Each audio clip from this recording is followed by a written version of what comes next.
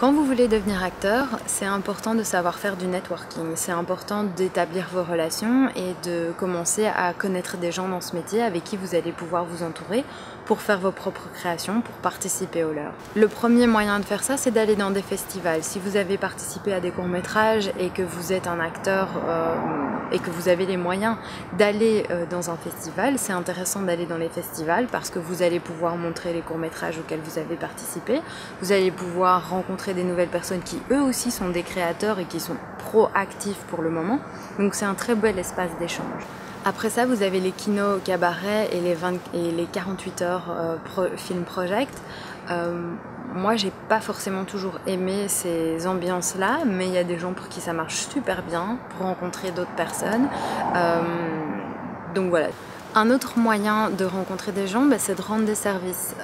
C'est parfois un petit peu la partie la plus difficile, c'est de se réjouir de ce que les autres réussissent.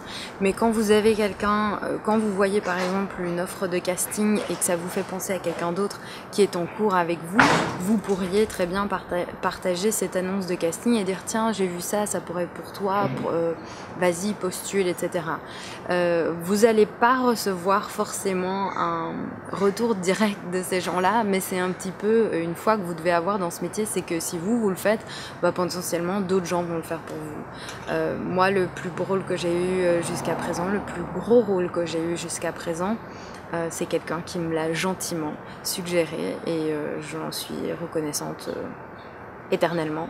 Donc voilà, c'est vraiment génial quand quelqu'un peut faire ça pour vous, donc pourquoi pas le faire pour d'autres personnes. Encore un autre moyen, et c'est le dernier que j'ai pour le moment, c'est faire des emails spontanés.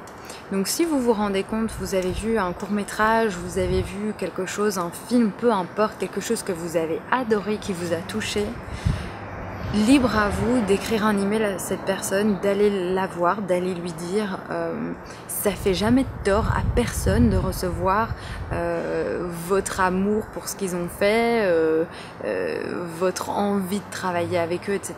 C'est une chose tout à fait différente que le harcèlement et dire oui j'ai vraiment envie et le faire 350 fois.